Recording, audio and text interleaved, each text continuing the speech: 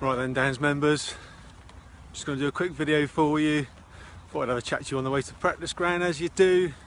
We're talking speed. Have you ever come across that senior lady or man who you think, hello, we're going to have a bit of yardage on these, they're going to be playing catch up, they've got this little swing, short swing, but they hit that ball quite a long way, deceptively long way, and you can obviously tell that they're, in their past, they've been a very good player.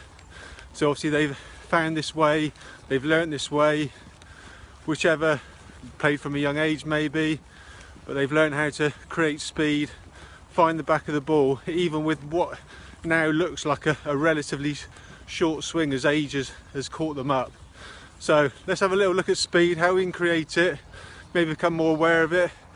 Got a few little tools there to have a go with. Right then, Downs members, here we go. How do we create a bit of speed? How can we maybe get some sense, some sensations of what we're required to do to create this speed?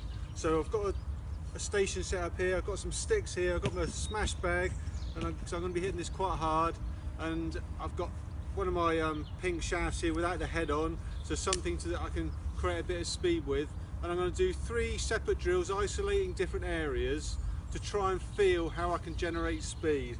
So firstly, I'm going to find the ground with my setup, sort of a posture of a golf swing, and I'm going to be setting this up in the middle of my stance, and I'm going to be firstly just trying to use my feeling of a wrist to create speed to hit this smash bag.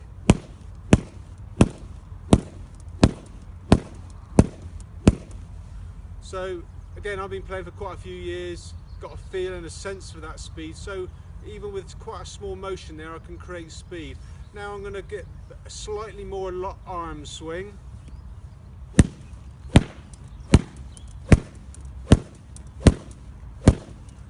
So I can create a little bit more speed there. I've got a bit of arm swing along with that wrist action to smash into that bag. As you can sort of probably see, when I'm hitting this bag, I'm sort of hitting the bag with the shaft fairly square on. I'm not trying to drive my hands forwards, and I'm not throwing it to get the tip end. I'm hitting that bag quite flush with a straight flat shaft. So then finally we move on. So I'm going to create some body turn now and the arm swing to smash it back into the bag. The other thing you'll see now, because I'm using the bit more body turn, you'll probably see my legs activate a bit more to support and generate the speed.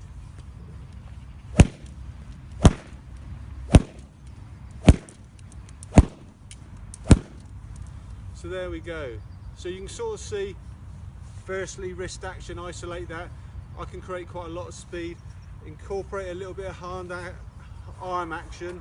Body's not really getting involved too much, but I can create more speed. And as soon as I activate the body as well with the arm and the wrist, and then obviously you can see how this is beginning to be used. Obviously I'm not going into a big long follow through, obviously impact is everything, and that is a great position. And obviously, as you see with some older members who you can see have played good golf and got this feel, they don't make this big long follow through, but they do get into positions that matter at impact. So let's take that into a few shots.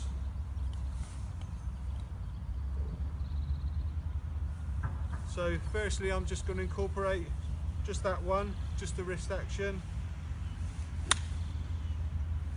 So I've popped that away about 90 yards, something like that.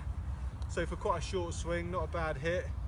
Again, for a really older guy or a lady that you've seen who's played the game, you might see that swing as they play, and you sort of think, wow, they create quite a lot of speed. Obviously, the older person probably thinks, oh, in the old days I could turn a bit more and hit it further, but they still can play the game really, really well. Right, a little bit of arm swing now, and the wrist action into the ball. So again, feet really quiet there. You can see it, they had to react a little bit, but again, an arm swing and a wrist swing there, and so I've hit that, I don't know, 130, 140 yards up there. And now I'm going to incorporate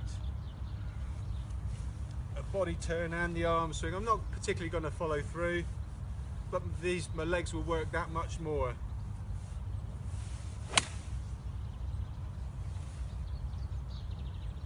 So 7 iron, that's probably gone something like 165 yards. hopefully this gives you some sort of idea into maybe how you need to isolate a feel to create speed.